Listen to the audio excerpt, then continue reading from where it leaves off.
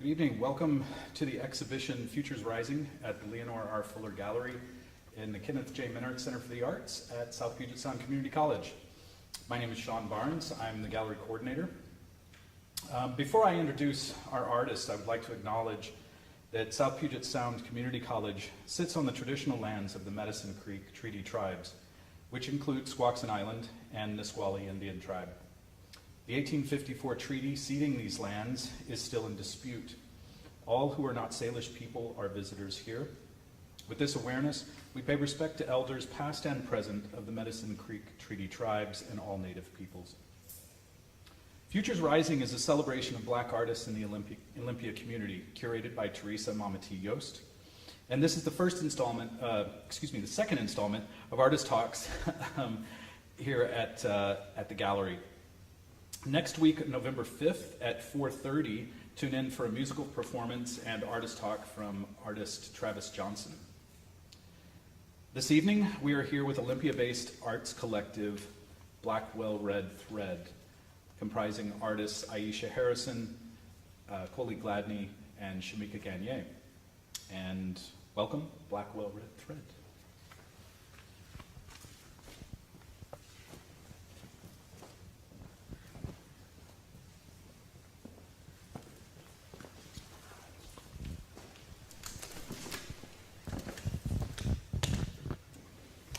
Thank you, Sean. Thank you for having us. My name is Shamika Louise Gagne. I am going to read our bio.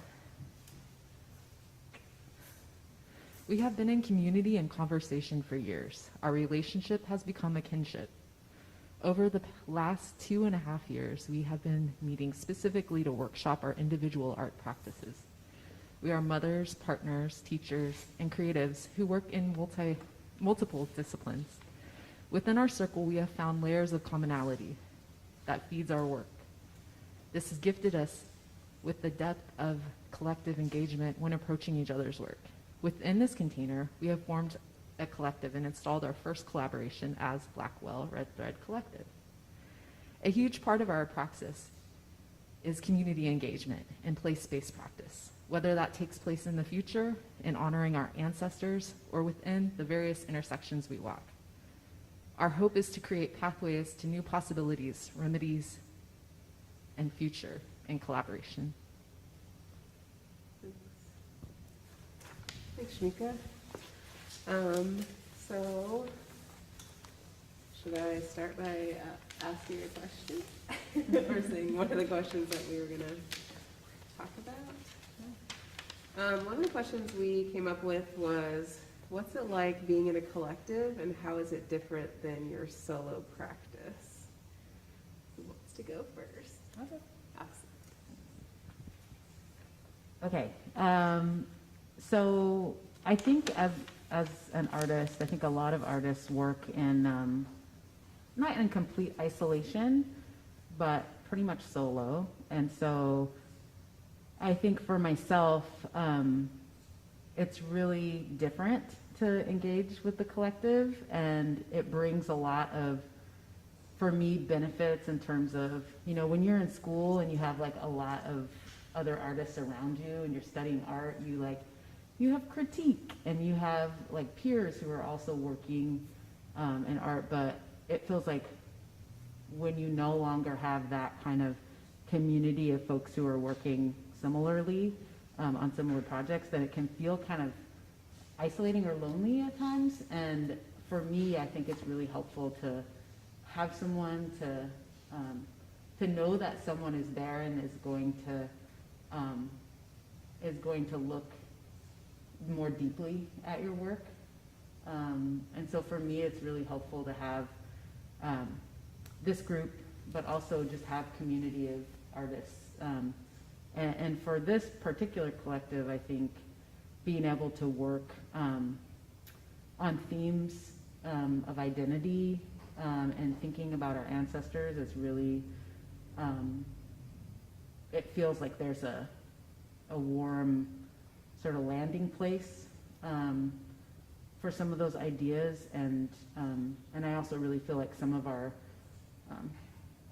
ideas and ways of working influence one another, kind of bounce off one another, and so that I think ultimately deepens the work.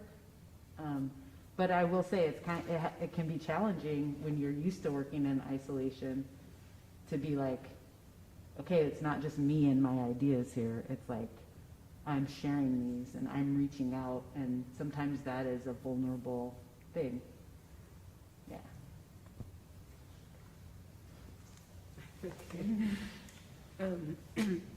Yeah, I would say I would go on to that vulnerability piece, maybe in a different side of it though. I think I initially felt really vulnerable about deciding that I was going to be willing to put my in with you guys as far as like actually making work together, because I know what that process is like. It's very deeply, I hold it very deeply, and so it's scary to trust that others will also hold it deeply.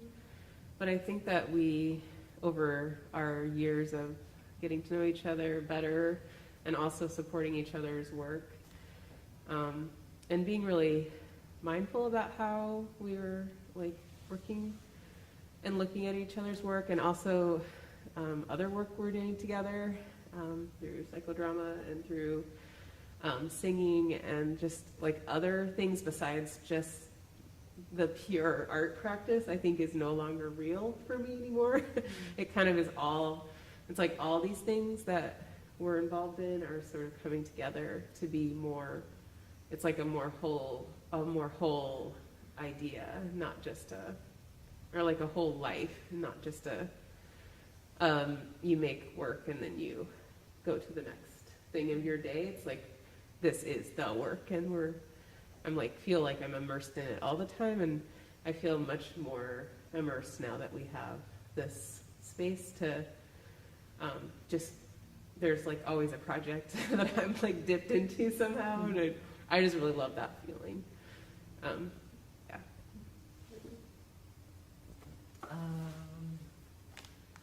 For me, being a part of this collective has opened up possibilities far beyond anything I could have imagined. The scope of work that we've been able to do, pulling together the ways that everyone works and creates, the stories, the ways that you guys can get at things that are in my subconscious, and make them materialize is incredible, and also stretches me as a human being and a person, helping me see different perspectives and enriching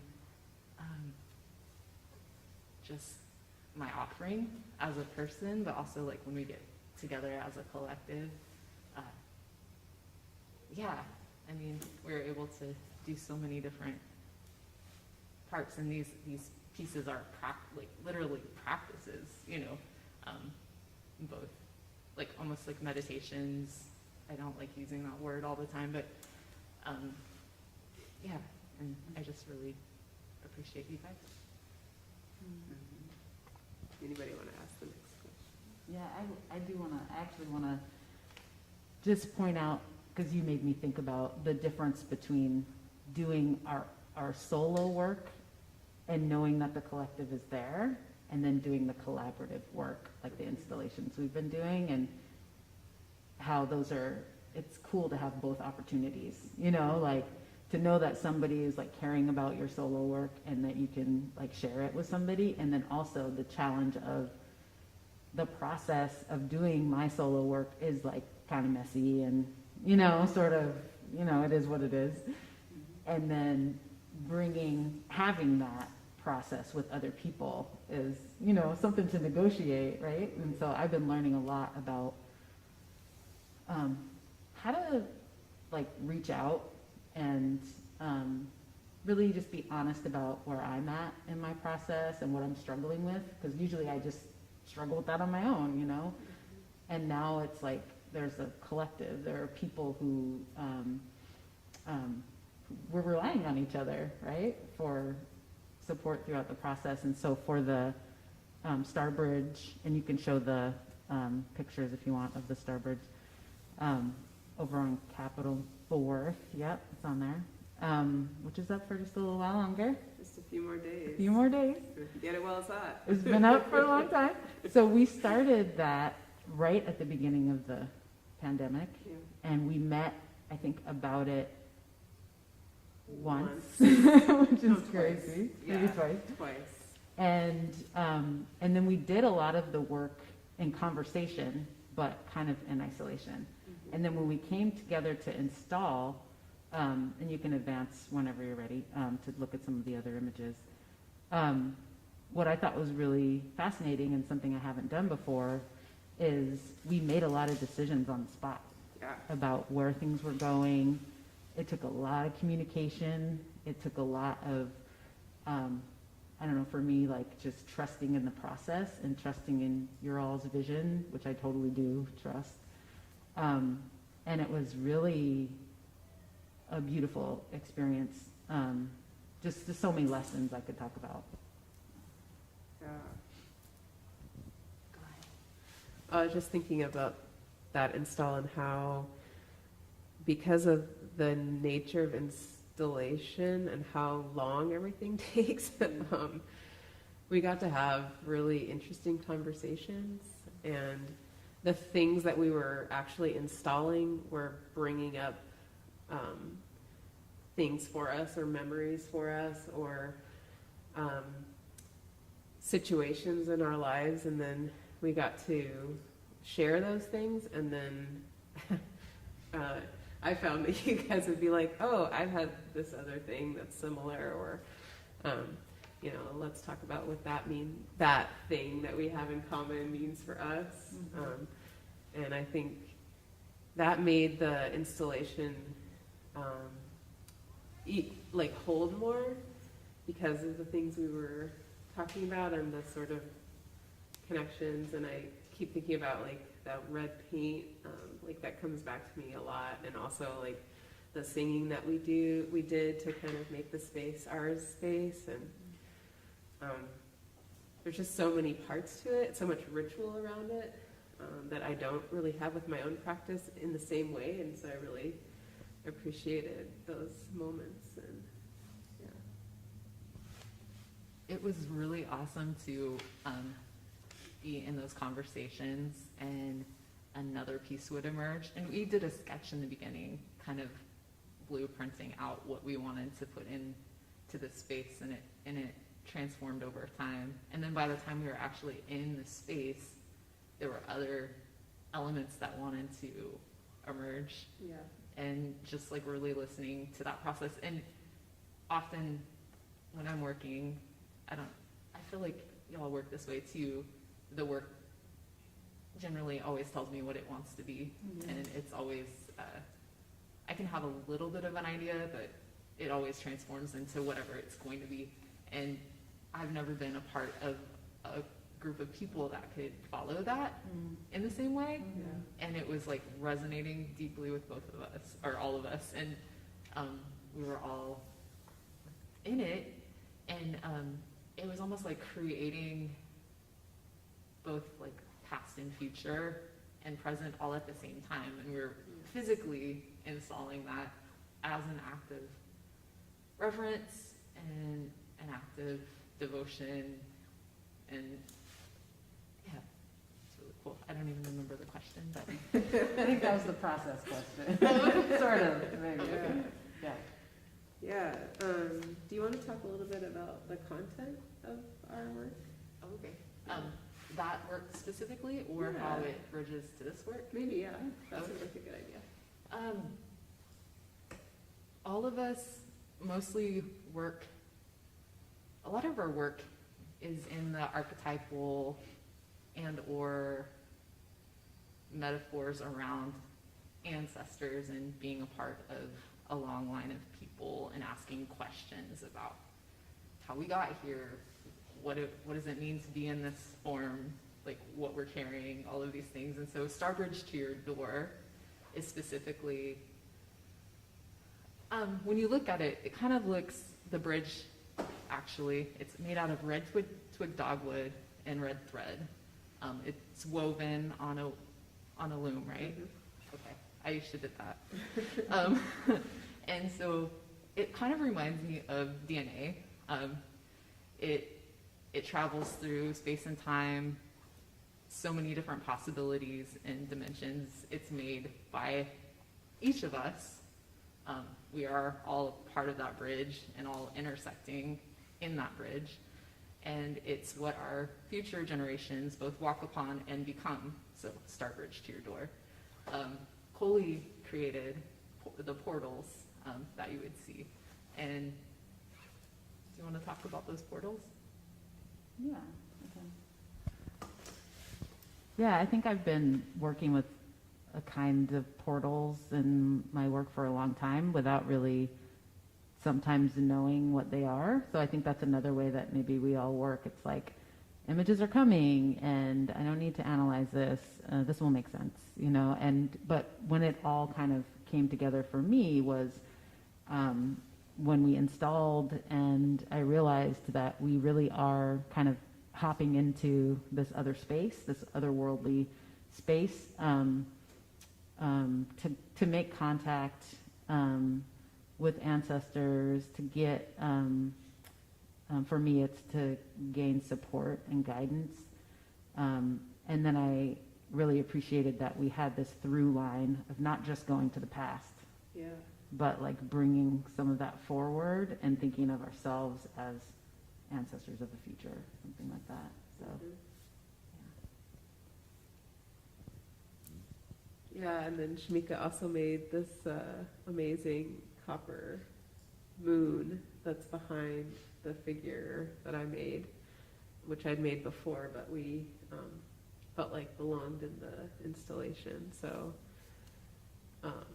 yeah, and then the figure that I made has, it's sort of referencing both, well, the animal, the plant, and the human, and how connected we are, and thinking of ancestors not just as our human ancestors, but also our plant ancestors, our animal ancestors, even the clay itself, I think of as an ancestor. So there's kind of a more open relationship to what is ancestral, and even as ourselves as future ancestors as well. Like that the line of time is not so linear. It didn't feel as linear when I was making that piece, nor when we were doing the install. And it feels like that kind of ties into this piece. Unless you want to talk more about the copper moon, which is pretty awesome. Well, maybe we could segue into future blanket 2,420. So we were looking at social media and saw this post, Life as Ceremony, posted on Instagram. In order for someone to be born today from 12 previous generations over the last 400 years, it would take a number of 4,094 people to make their lives possible. And so they entitled it Ancestral Mathematics. So myself, and I feel like I could speak for us generally, sort of, we've felt in a lot of isolation around that connection to a lot of our ancestry. And so, and we've also been working on this other project called Future, or Blankets for the Future. And so we decided what would it be like to actually create 4,094 threads? And so we made these spans on these sawhorses that were separated by 12 feet. And we walked from one sawhorse to the other and wrapped it around and walked back again. And each pass represented a lifetime. And I've sat through so much so many different types of healing.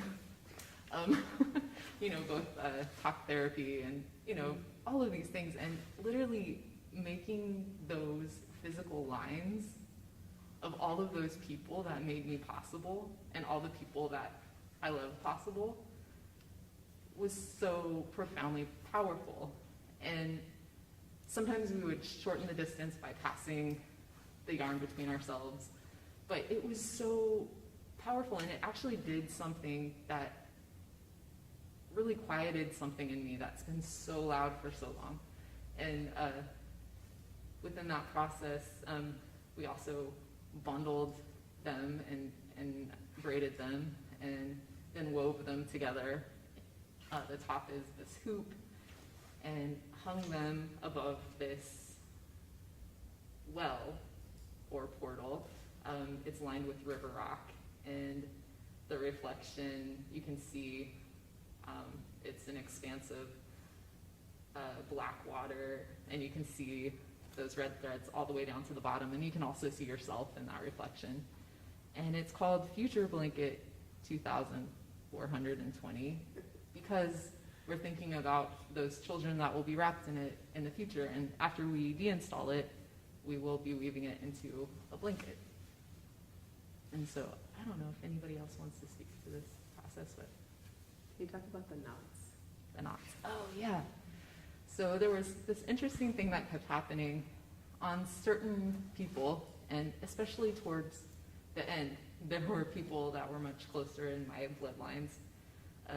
Actually, at the very end, while I was doing my part, and I don't know if you had the same experience, but the thread kept breaking over and over again, and I had to keep adding on thread and tying knots. And also the tangles. It would tangle every time you would move it. And for some of us, the process of, I found, I think, 6 siblings in the last 6 years. And so, and a bunch of aunties and uncles. So this process is really visceral because it's real. The discomfort and the stress that it's just going to get more messy and you don't know what you're going to find, and it's just, oh my God, it's so messy. So literally when we hung it and started unbraiding the pieces, we had to go through and comb through them individually and separate them and then do it again and then Again. and again And and again. again. Yeah, I want to call attention to the movement part about it. Like for me, there is a certain oh no, earrings, everything's falling. What's happening? Just that there's kind of a movement that had to occur for it to be made, and so that act of moving, I think, is really. I was just giving this thing the other day about how I have stories about myself that have changed over time, and they really have changed because of the work that I make. Like, they change through making, and I think that this is an illustration of that, and through movement and through making, like the actual act. You can't just think about it, you have to actually do it in order for it to move the thing through your body. So I was thinking about that a lot. What's next?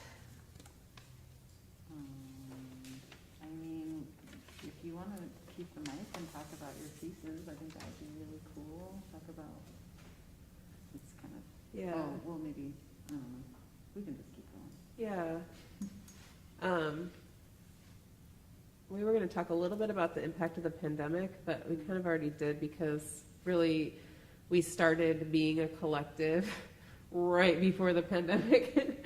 As we said before, we were in conversation and in community and working together before that, but not like working on the same work together. So yeah, but the pandemic has been, I don't know, in some ways, like we haven't been able to see each other as often, but we still talk kind of a lot. And since at least I'm home a lot, I have like snippets of time, not always the same kind of time as I had before, but yeah. We were going to talk about, pieces in the show and how our work is connected to the collective. Do you want to go first, or you want me to go first? Go for it. You got the mic. Okay. I'm going to put this down then.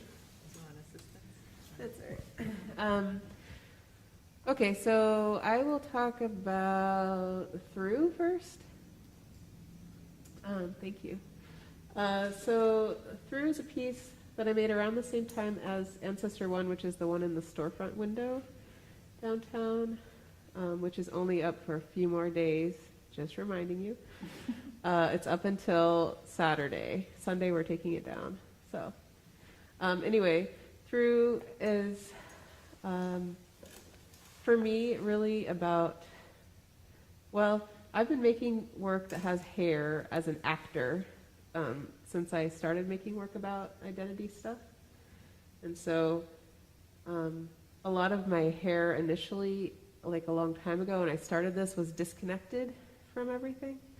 It was like a braid that was disconnected from the body. And so this piece really, when I contrasted that, when I was looking at my story and how it's changed over time, like I contrasted that with this piece, and I was like, oh, that's a really big shift. So, this piece, I see it as the hair coming from the person into the third eye, the forehead area, and then I see it as coming out that space in the throat, which is where I would consider the voice coming from, sort of. And that red that you see, I've been doing that red for a while, the red threads, and that red came from alder that grows next to rivers. The alder roots will shoot out between rocks and go into the water, and they kind of sway and move with the water.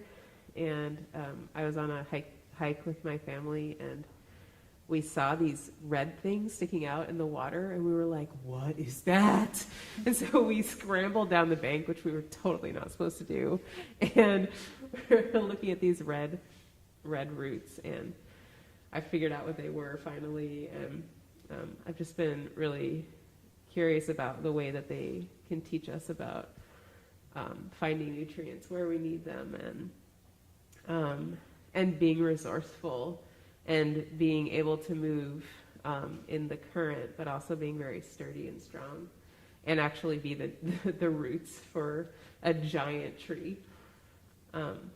So that's what the red, and then of course it references blood and veins and other things. Plus, I think about, I have done a lot of spinning in my life, spinning yarn, and that involves making like very long lines of thread. And so I also think about the red thread as being a connector between generations, or between, time within time. Want to talk about a piece?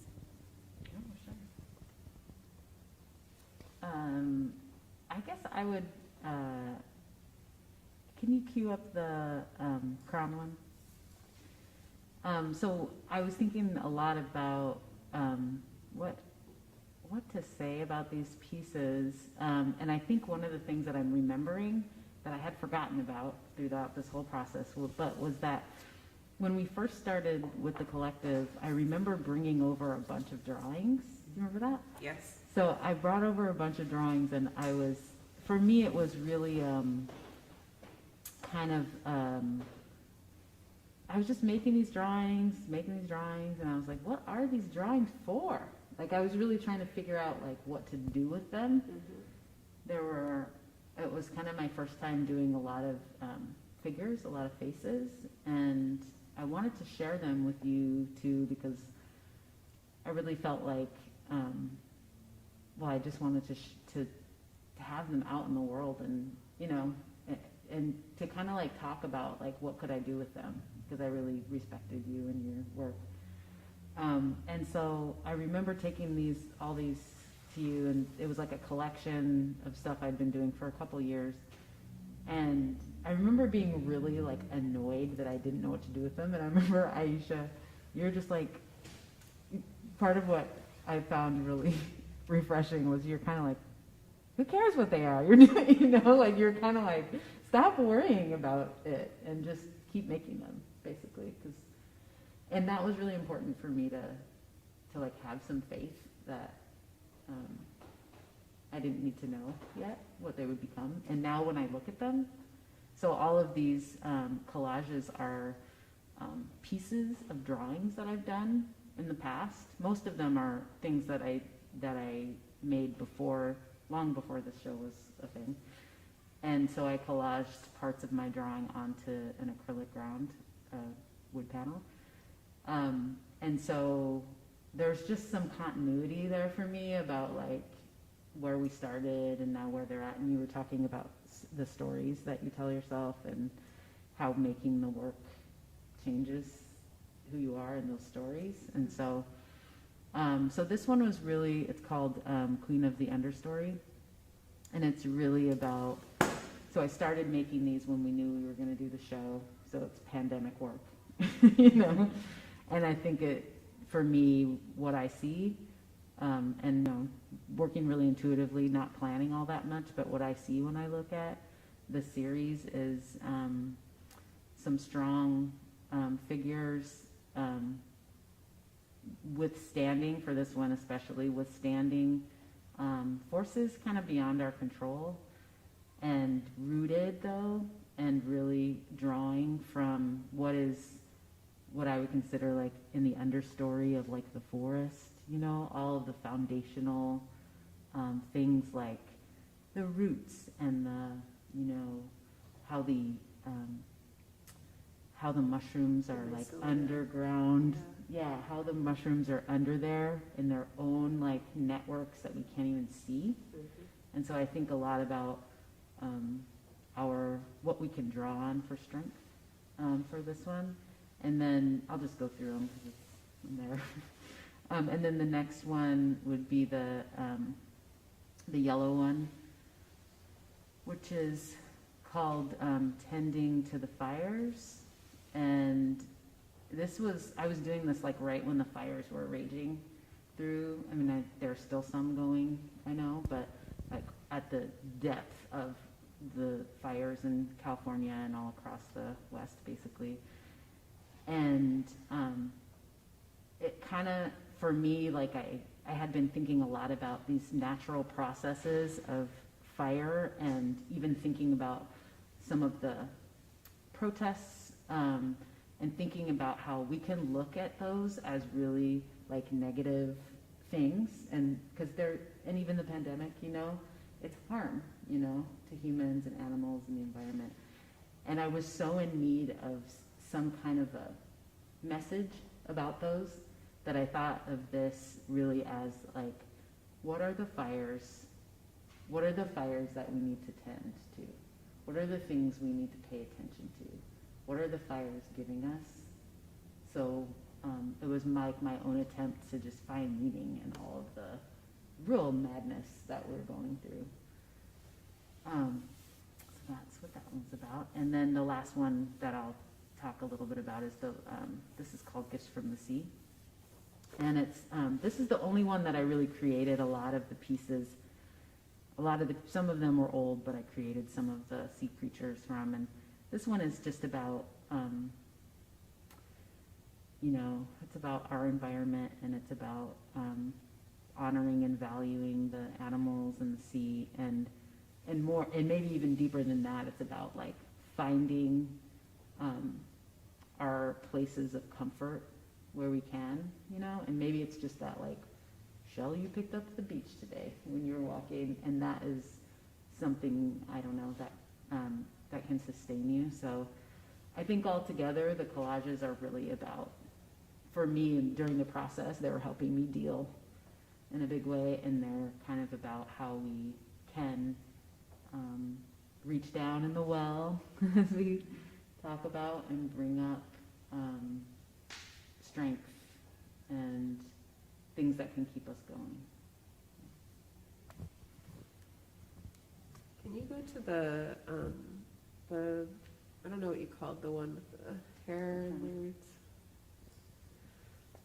As I was looking at your piece just now on the screen, which is really different somehow than seeing them in person, but the crown one has these roots that go down, and I'm just like, oh my gosh, and they're right there. Right now.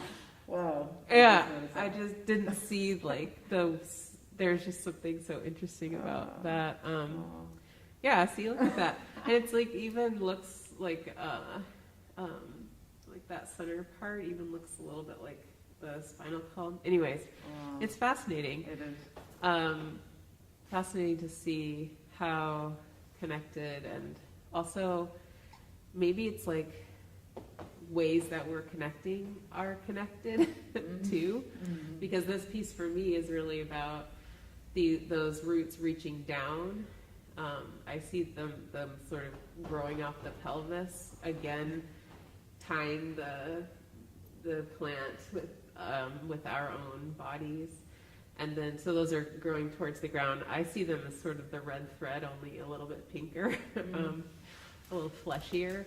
And then the hair, which, you know, definitely has the Medusa thing. But for me, it's more like not everyone's hair grows towards the ground, just want to say. And then also, this hair is like an actor, just like a lot of the hair in my work, you know, and it's like reaching up, and so and if you're able to see it up close, it even has like stars. It looks like starry, and so it kind of has that similar like pull between the earth and the stars. Yeah, and I have this interesting story that I heard these astronauts went to space. And they had always wanted to see the Earth from space. They were super jazzed about it. And then they got up there and they saw the Earth, and the very first thought they had was that they were homesick for Earth. And then the second thought they had was that Earth was always in space. And like, for me, that's very grounding, you know? Like, it also has that like big to little thing that I think is really important for me. So I was wondering, maybe you might talk about the other blankets that you're making or thinking about. So the 7 Blankets for the Future project is a collaboration between our collective and then a lot of people around, hopefully around the world. There's a community quilt. The squares are going to be various sizes, no larger than 8 inches. And they don't have to necessarily be squares. They will be a material that can be sewn onto fabric. They can have embellishments of any kind, and have prayers, letters, anything inside of these quilt squares. And so we'll be putting them together. We're calling on POC artists, people of color, making spaces for primarily Black and Indigenous people to make these squares or these blankets for the future. So the community quilt will be one. The other one is going to be made out of hoops, and there are going to be different sizes of hoops, and we're making them right now. They're these it's like a tapestry with hoops, and they're all woven together. And that'll be more of a structure that people can go inside of. And then Another community collaboration is going to be films, and so people are sending these film clips. They're dancing and singing and just these conversations with their future ancestors, their hopes and dreams, and speaking to the future. And so those will be made into a big textile as well that will be projected and hopefully in time can be turned into a hologram. And then we're also making a garden blanket, so it will have food and medicine inside of it, and you can water it and it will grow, and that will be a blanket for the future. And then there's another one that will be weaving textiles, and so there's a few weaving circles that are going to happen, and that's really exciting. And then this one, and then did I do all 7? Oh, there's going to be the other one.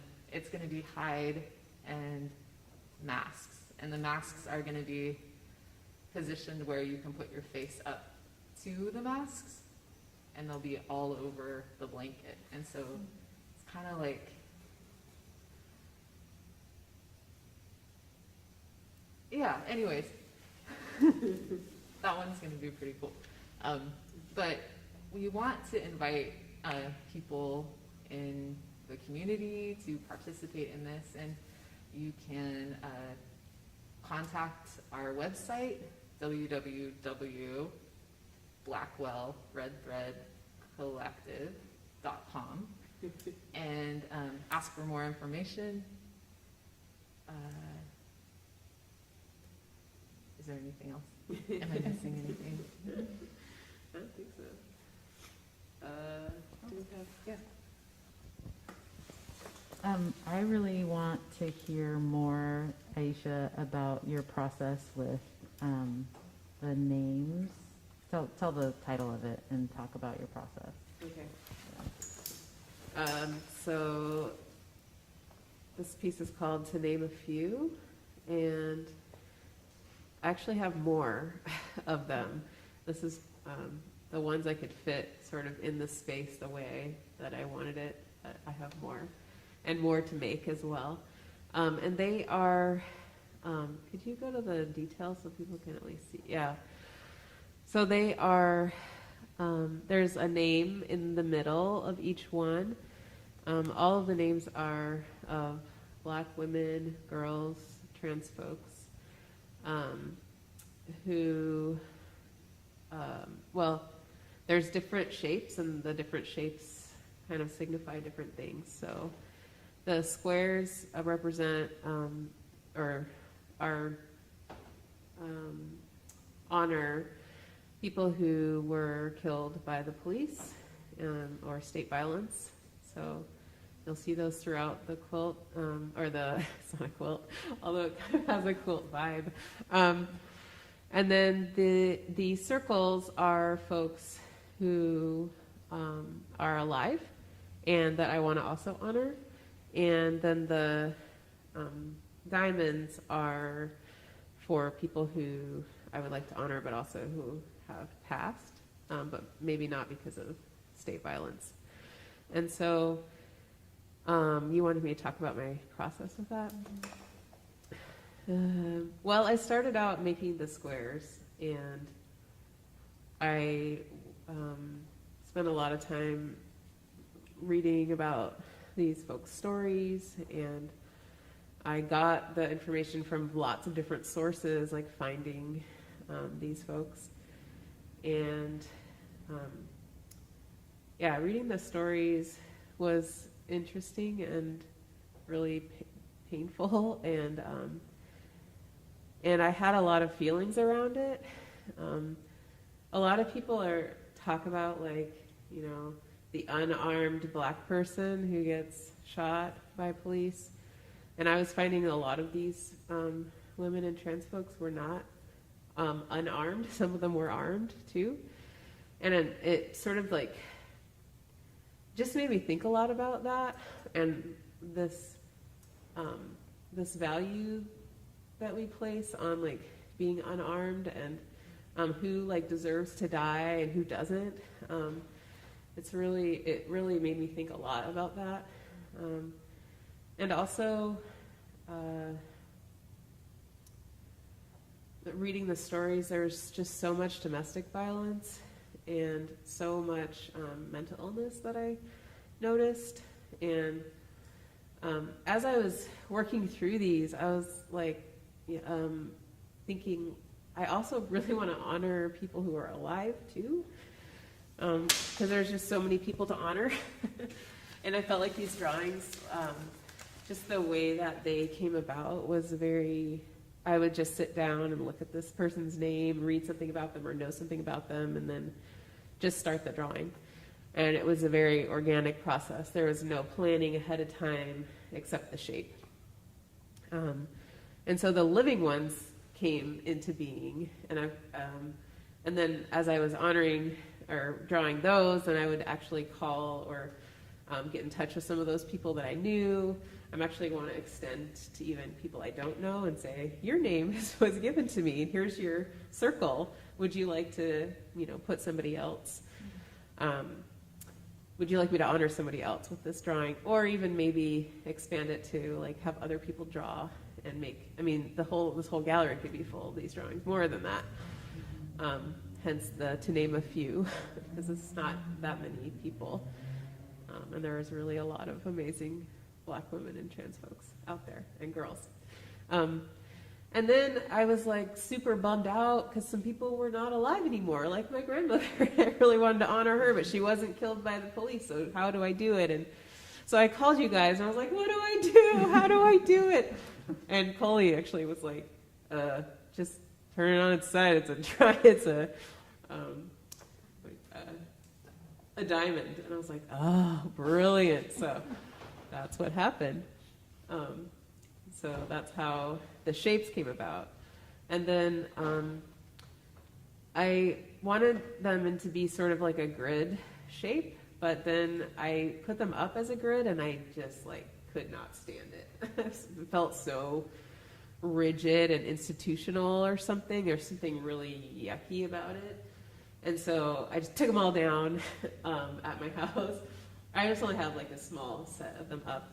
And then I just started making shapes with the black thread and just like kept going for a while until then I was like, oh, this is much more what's real. Like the connection is not just a four-way connection or whatever. There's, places where people are like hubs or centers for things, and everybody is connected through those black threads. So, that was kind of my process, and I really would like to make it bigger, so making even more of them. So that's definitely another project in the works. Should people contact you? Should people contact me? Sure, you can contact me. Yeah, Names. if you have names, yeah, I'd love that. I have a list still, but I would love it. I will keep track and make them. Yeah. What else do we have?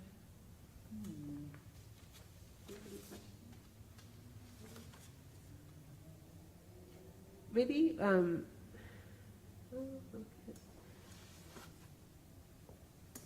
I'm trying to see if there's any other things that we have here. There's a way that we could get people who are watching to send in questions. Oh, yeah. There's not a way for people to send in questions, is there? I'm talking to Sean. Yeah, in the chat. Oh. Folks have questions, they can send them to the chat. Okay, oh, that'd be cool. I'm looking at that right now, so. Okay, so if you have any questions, you can send them into the chat. That's what is coming about. We'd love to hear from Yeah, I'd go off script for a minute. let's do that. Okay. Draw script. So one of the things I've been thinking a lot about since this show opened was just about like access for Black artists and access to places to show our work, and how, you know, Mama T had this vision and connected us all and I didn't know anyone in the show other than us. And just what a great, like you were talking about the gift that it is, you know, like what a great gift it is. And, you know, for some of us, we might not have had access to a gallery, or, you know, we're connected through our collective, and that has some, I feel like that holds some kind of currency or something, Yeah. or it helps us, you know, connect, because there's three of us, you know, so one person's connected to this, and so we end up maybe getting opportunities we might not have if we were solo. But yeah, I think it's worth considering after this show, then what?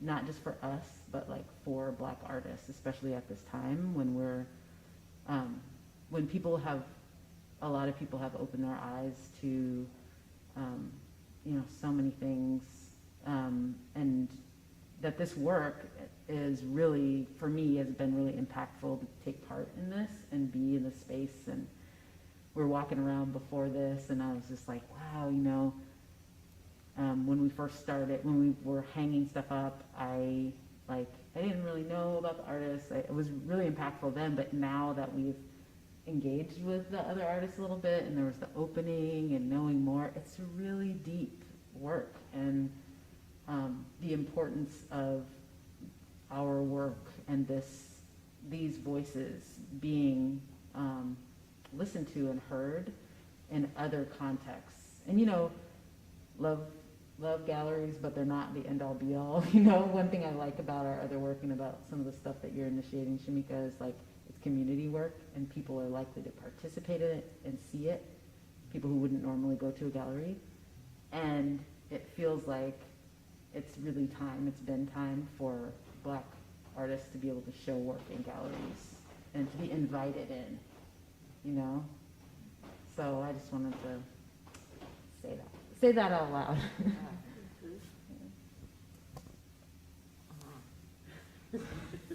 Yeah, I have the honor of being a part of different community projects where we created pop-up shows, and they were on our terms. And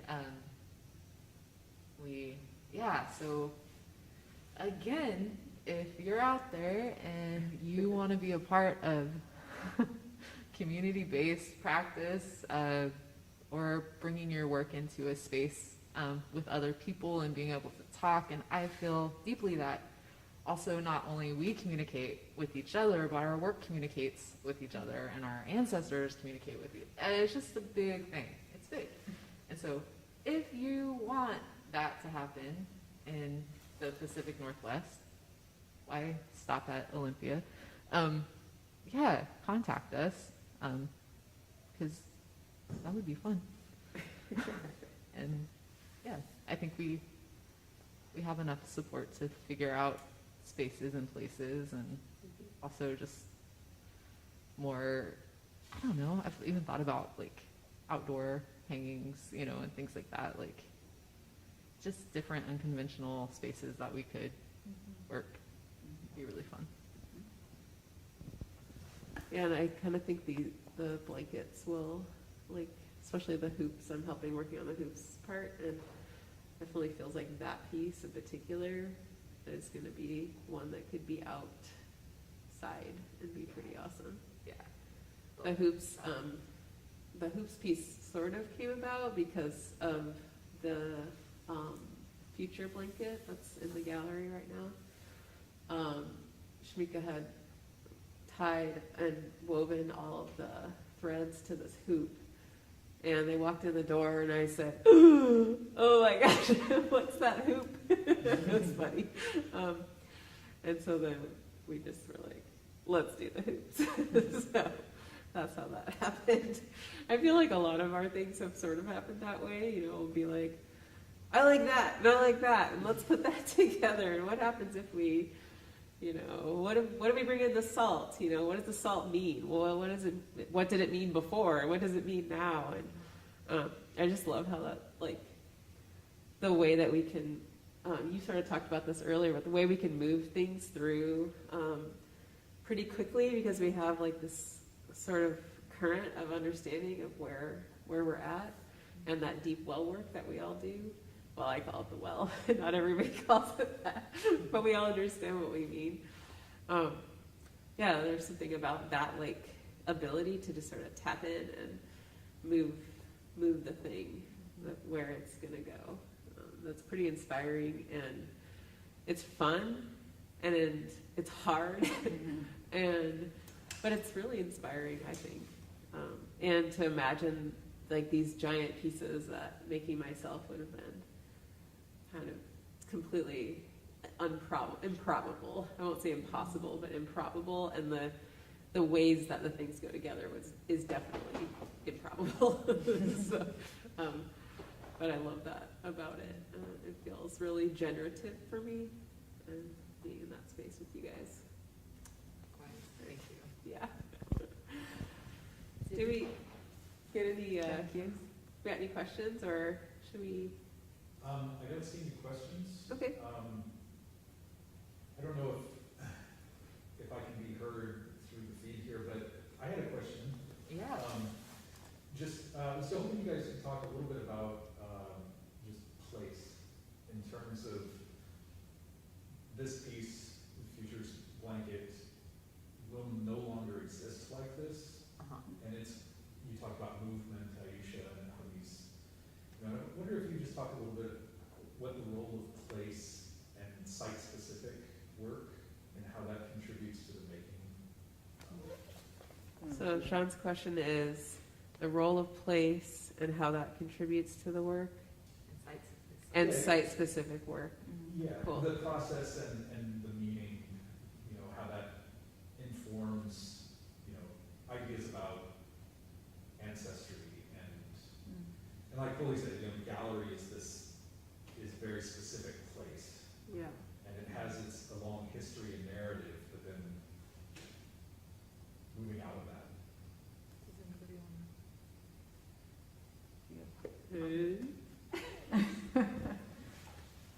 I feel like somebody's always watching me.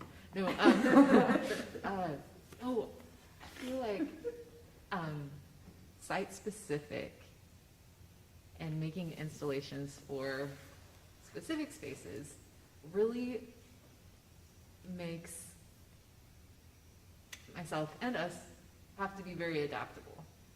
And so it kind of creates this opportunity to loosen our focus in a certain way, and our expectation. It also gives us an opportunity to, it's almost like collaborating with the space. Yeah. Because within this space, you have these reflective floors, and that inspired so many parts of our work because of the reflection quality of the floors. And then say what happened when we got here, though. Oh, You have to say that story. oh yeah. So we came up with this whole idea based on the reflective floors, and we're like, there are these black reflective floors, and so we started making the work, and then right maybe a week or so before the show, we got here, and we saw that there were these white lines or gray lines, and it was a tile, and it would have interrupted the reflection, and so we ended up being able to improvise and find exactly what we needed to make the piece work. And it was great. But we wouldn't have probably done the piece the way that it is now if not for the invitation of the floors, Right. even though it lied. Just kidding. Just kidding. And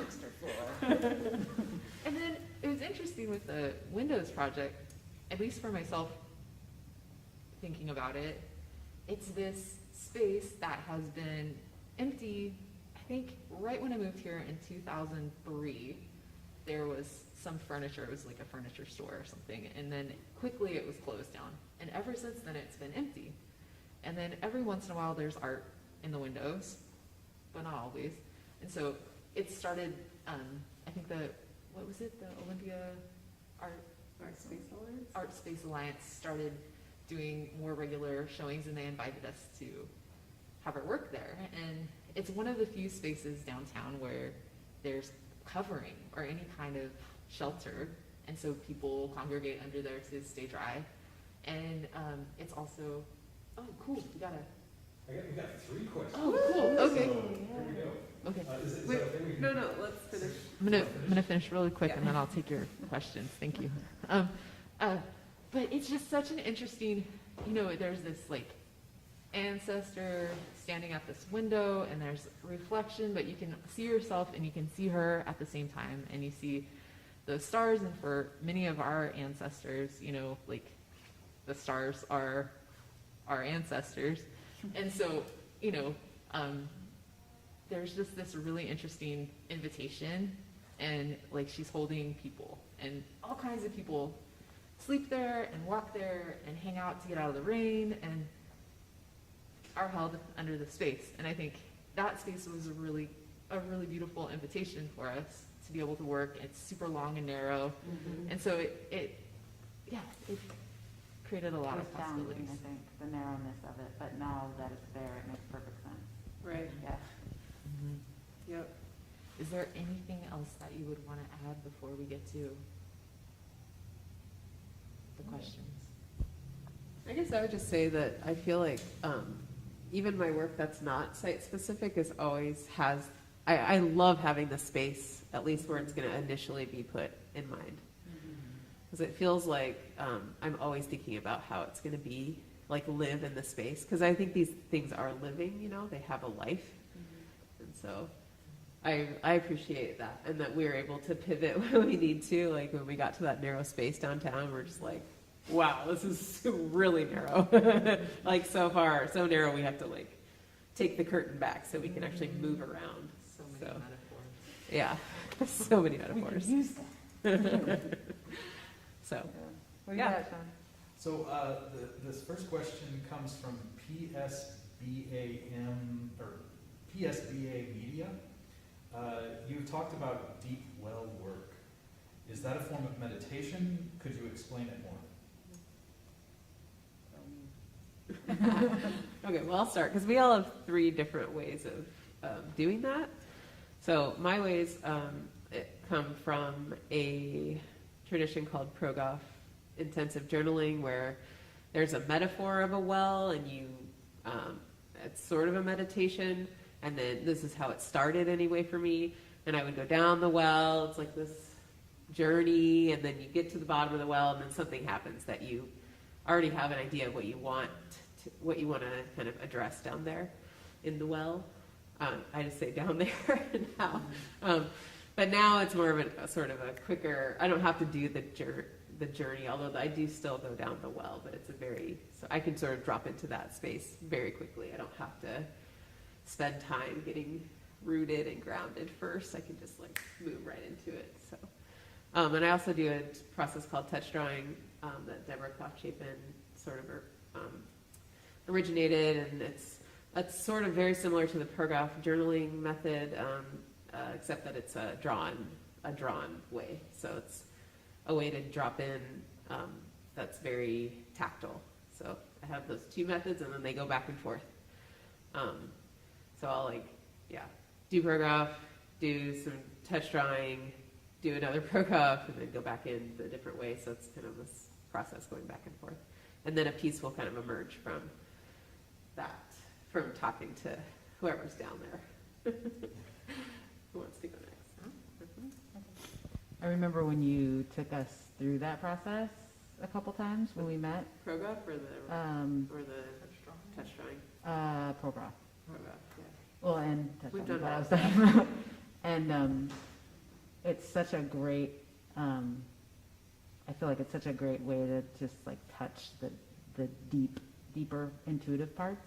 And for me, it felt really familiar because that's what I think I've been doing kind of intuitively with image work. And so I think of it as, I think of the well work, and I would call it like this portal Yeah. sort of work, as tapping into a part of the unconscious that is really flowing, and it can be intentional, but usually I'm going there automatically when I get into drawing or painting or any kind of visual work, even looking at images. And it's just a way to, and for me, it's a pretty soothing place, and it's a way to connect with my ancestry and my resources.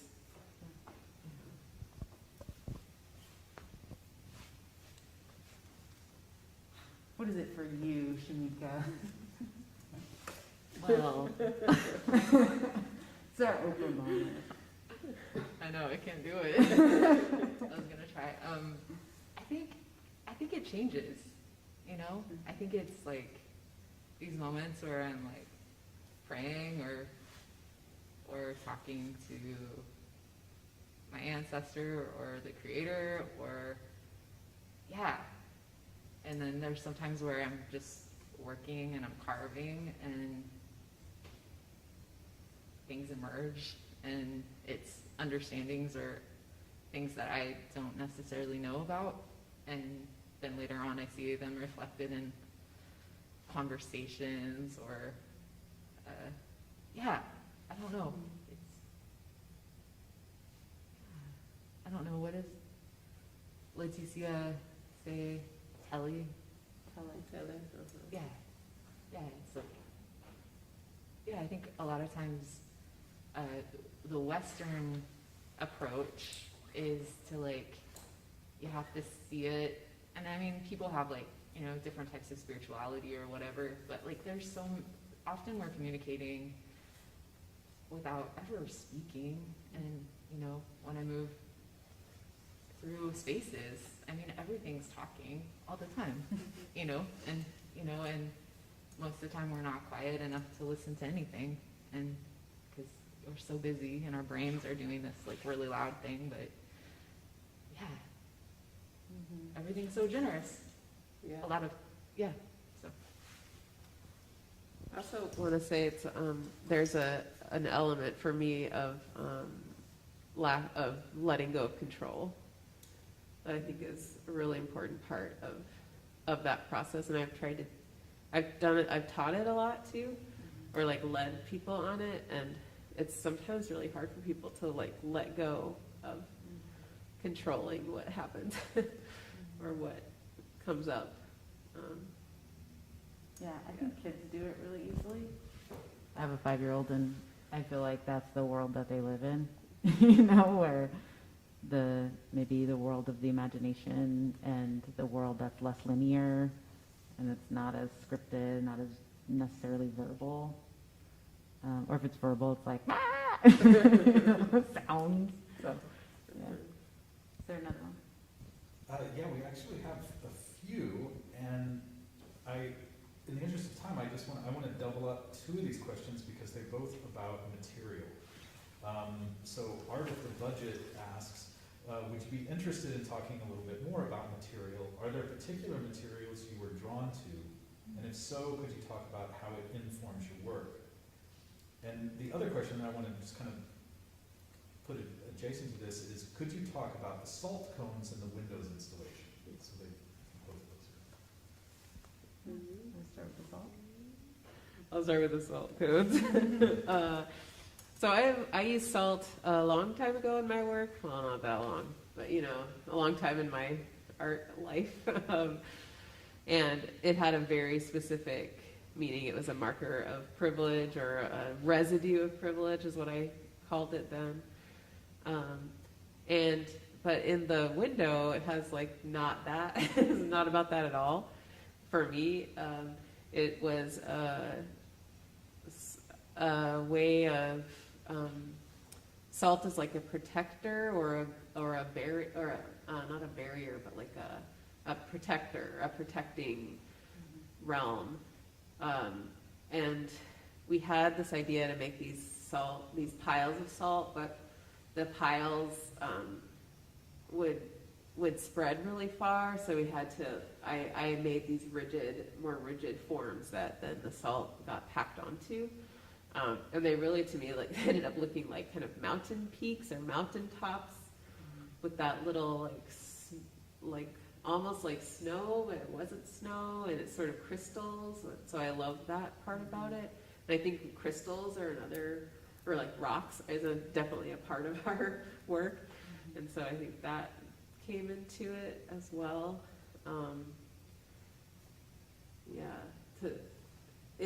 For me, especially those little piles of salt around the lines kind of changed it from being so, it moved it out of this realm, it felt like to me, into a different kind of realm. Any other thoughts about salt or about materials? I think about salt as, we come out of the ocean, I don't know, our birth fluids, our tears, our blood, and like distilling that, and then those little salt mounds in those intersections of lines and blood and ancestry. Yeah. Got any thoughts? Yeah. I think like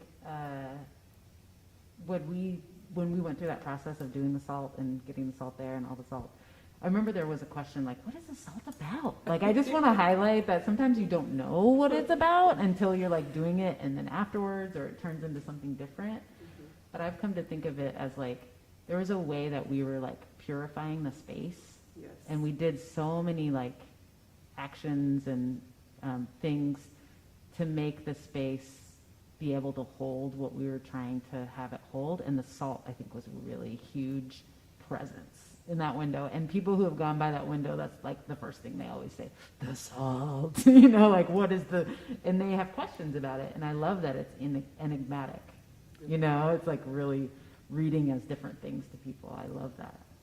So ancestral too. Yeah. Like a lot of our ancestral practices use salt Yes. for so many different things, and so yeah, salt. Salt. So another question from PSBA Media. What do you think the city could do to support artists of color? So glad you asked. Well, I'll say that we have been thinking about this a little bit lately, and we were on a call with some of the artists from the show, and we were talking about, what would it look like if artists of color and Black artists specifically like knew that their work would be supported, and like had enough money to, dream my little dream, had enough money to not have to worry about that when they were doing their work. And so we're trying to dream up something. We're in the process of trying to dream up something, but I think it's important for us to think beyond. I'm learning how to think beyond just the next incremental step and actually like envision a world where the Black artists could get paid. No. But, we're like, well, what would a fund look like, that was specifically designed to support Black artists or artists of color? What would it look like if all the galleries, I understand from some artists that it's hard to get into the galleries. What would it look like if the galleries didn't just have their doors open, but they were like courting yeah, they were like seeking and advertising, like we want to support Black artists in this way. This is something we can do. Everybody's wondering, what can I do right now? Like that's a real tangible thing. So those are just a few ideas.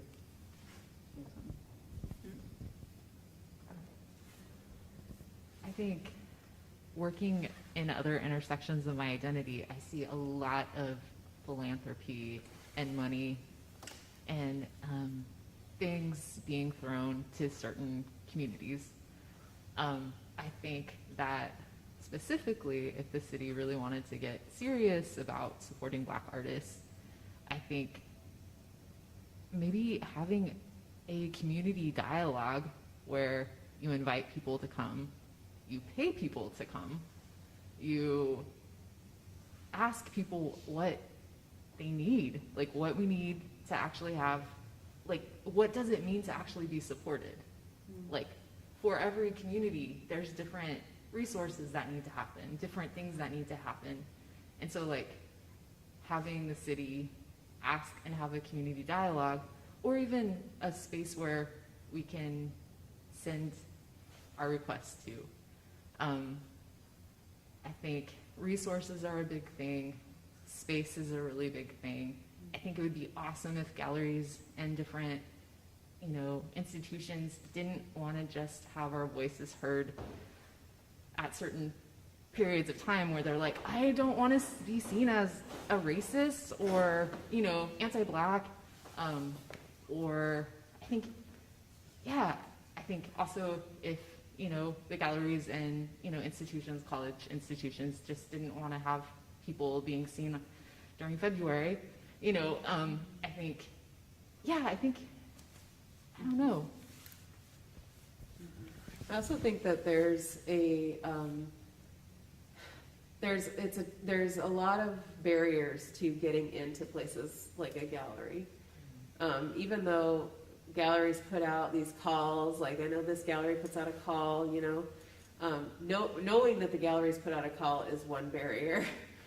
And then maybe not having enough work to fill a space like this, or being a new artist. Like I taught so many students who were very talented, and I don't want to say talented, I want to say that they were working really hard to make really good work, and they were. And in order to be shown, you have to have, there's a long list of things you have to have done first. You have to have a certain number of shows, you have to apply, you have to do all these things. And so it is hard to get like over those hurdles, that especially if you don't know what the hurdles even are to begin with. So, maybe it is like mentorship, or and I think that there's a lot of folks in Olympia who are doing really, really important community work, and they're not being treated well. And so that's another element that could, how could those the people who are doing that community work, that are doing a really important job for Olympia, how could they be supported then to maybe use art as another way to bring in, bring support for those causes, or there just seems like there's so many ways. Yeah, you were just reminding me, like, I think the Black artists themselves have to be at the table, because I think there are a lot of people in Olympia who are really working on how to make art, more accessible, and but who's at the table? I think we always need to be asking that, and people who are at the table being like, who's not at the table? So, yeah. Like, me being here, I know so many artists in Olympia that are really, really good performance artists, visual artists, and they're not here, and I have not ever seen their work in a gallery. I've seen their work at pop-up shows in different other spaces and online and things, or in their homes, but never, Even at protests, or yeah. And so, yeah. Do you have any other questions? We do have questions, and just go with them. I guess you guys are okay with that. We just keep talking. Yeah. Let's see. So Catalina Ocampo has a couple of questions, because they're watching as a group. There's a group of people watching. Yes. So that's a nice way to share, this experience. I hope everybody's being safe and distance. But anyway, the question. You spoke at the beginning about preparing the space for Starbridge through singing. Can you talk a little bit more about preparing the space for the work, for specific works, but also just more generally?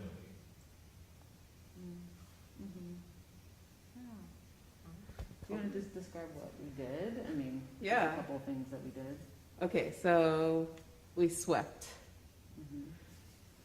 We brought things from home and set up, pictures and little things that we think felt important to bring to the space. We set up there in Starbridge. There's like a little mantle thing. I don't know what it's called. Like a little windowsill step thing. An altar. We made an altar. Exactly.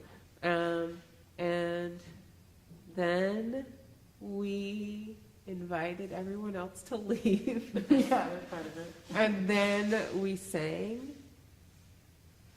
Okay, you go. Okay, yes, we sang. Singing is a big part of how we can set the space and connect with one another. And Shamika, you saged us. Yeah, you smudged us. And that was amazing and wonderful. And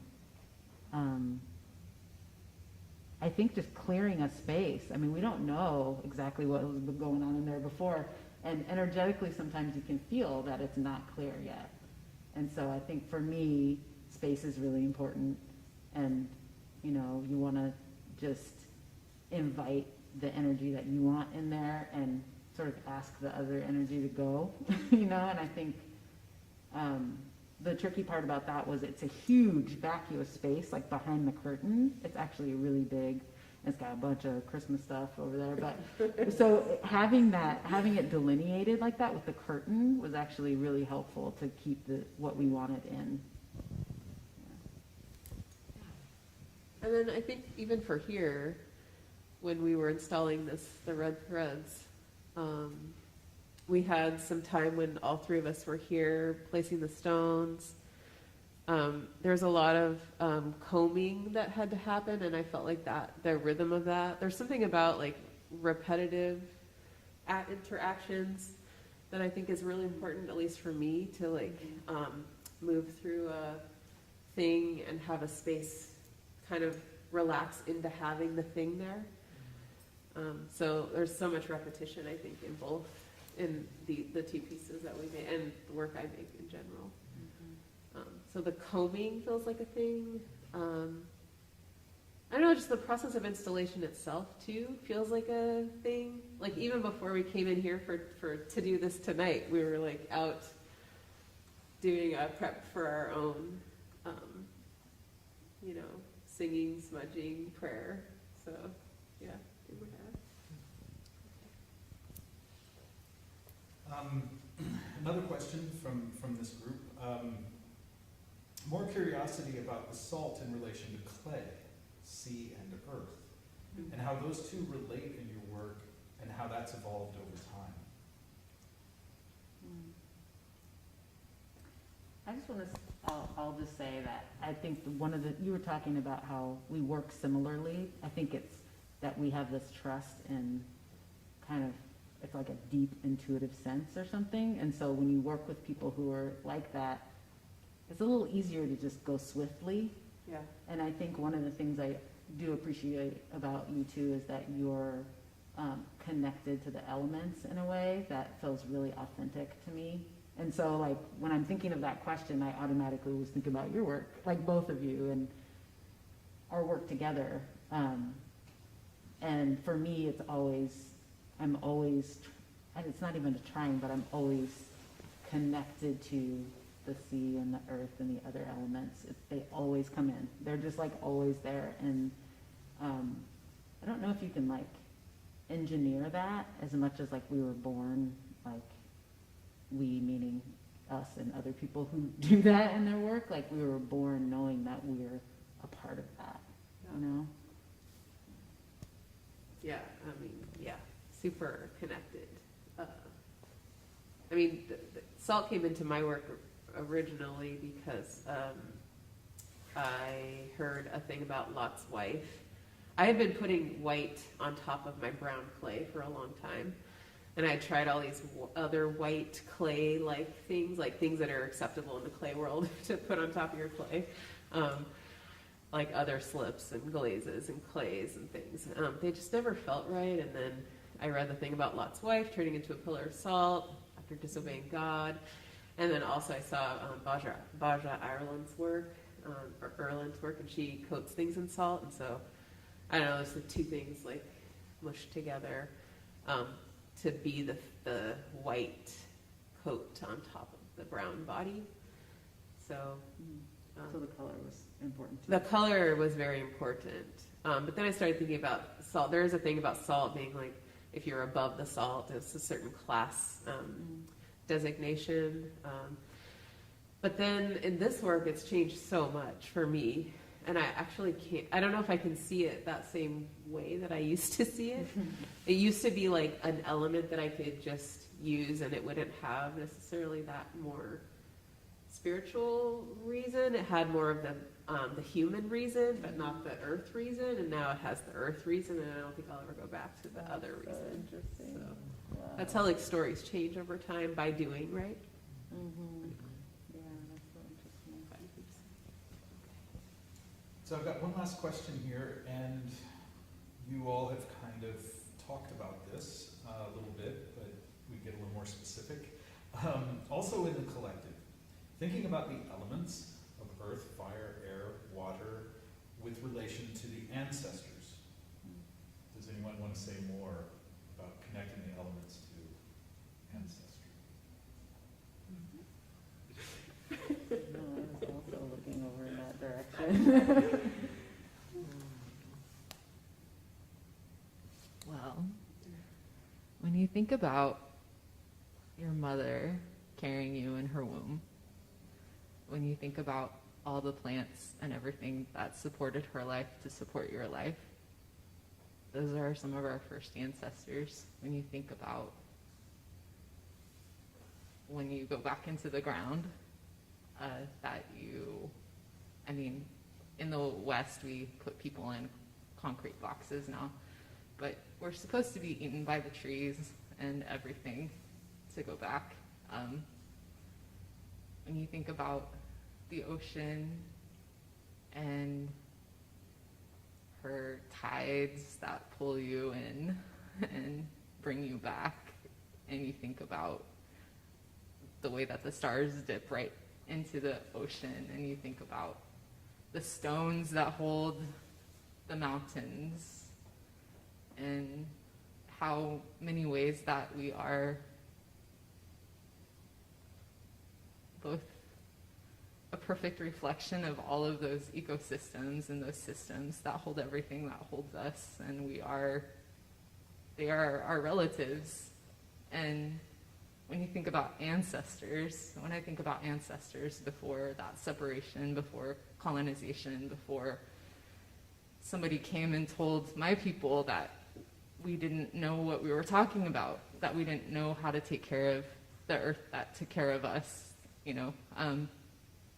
there was no separation. And so the elements, I don't know, I feel like all of those things are kind of teaching me how to be a human being again. Because personally, I got brainwashed as a very little person into thinking that I was separate from all of those things, and that I didn't even have ancestors, and that I was trying to make my way to something else, make my way to some big white god in the sky that was gonna,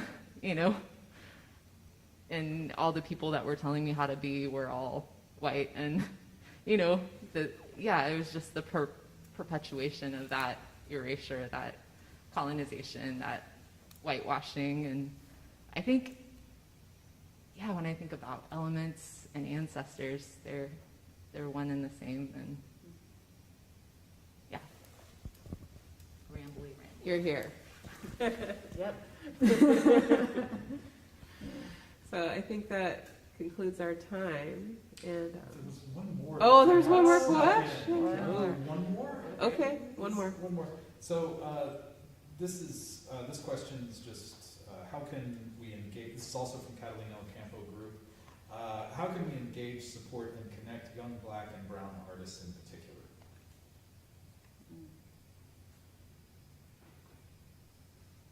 I mean, I think we're trying to think about that. I think Mama T, who put this show together, was thinking about that. The range of ages of people in the show is pretty wide, and that's pretty amazing and awesome, and gives at least this group a group of names for people in the area. But it took somebody to do that, you know? It took that labor of actually doing that connecting, and then deciding that there should be a show, and then finding a venue for the show, and then changing the, you know, it took a lot of effort and a lot of work to do that. So I think that's what it takes. Anything else to add? I think there could be more that we could do, as far as, you know, maybe holding intergenerational artist talks and maybe eating together. And one of my really good friends and mentors, Naima Lowe, used to talk about just getting together and how much we needed that, because every time things go sideways, you know, we all get activated, and it's hard to remember that we can trust. And art, you know, is such a beautiful space that we create together, you know, and alone and separate, you know, and I think maybe if people want to do that together, I would love that. And I would love to either support people who want to create those spaces or find spaces for those things to happen. I mean, right now we have this really interesting technology of the Zoom or FaceTime or anything, you know, there's all these ways that we can connect and slow down time and travel together and eat, you know, we can do all kinds of things. And so possibilities are endless, and I think it's vital. I wish that I had you guys, you know, coming up, you know, through my whole entire life. I wish I had you guys. And I think I would love to be able to create and be a part of spaces that made that possible for people even younger, you know. So. Yeah, I think it is for me about not feeling alone and just connecting with the artists in this show and realizing that we're not all doing the exact same thing, but there are so many connections between our work that it feels it's bolstering, it's making me less afraid. So I think you're right, it's being together. Thank you.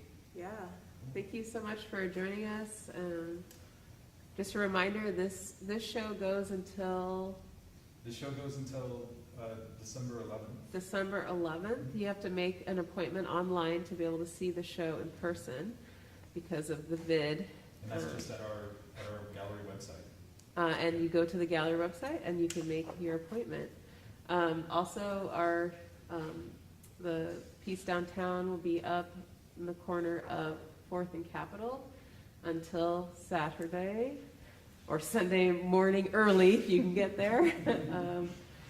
And is there anything else? Shout outs to all the people who are here for Arts Walk and people here for this gallery and Nicole's Little Somethings, I think they're called. They're pretty awesome too. And our families. And our families, and yeah. of course, because we know you're all out there. So thank you for being here. We really appreciate all of you. Well, and thank you all for doing this and being a part of the show. In the interest of artists connecting, I think it's wonderful that the artists in this exhibition got together. Not all of you, but many of you, because there are a couple of artists in here who have never shown their work anywhere. And thanks to Mama T, they've had some exposure, and they were encouraged through that, you know, the elder work that Travis talked about that T is engaged in. And I think that's a part of building that community too, is just encouraging creatives to submit anyway, and to find spaces together to find places to install. So great. Thank you all. Thanks. Good.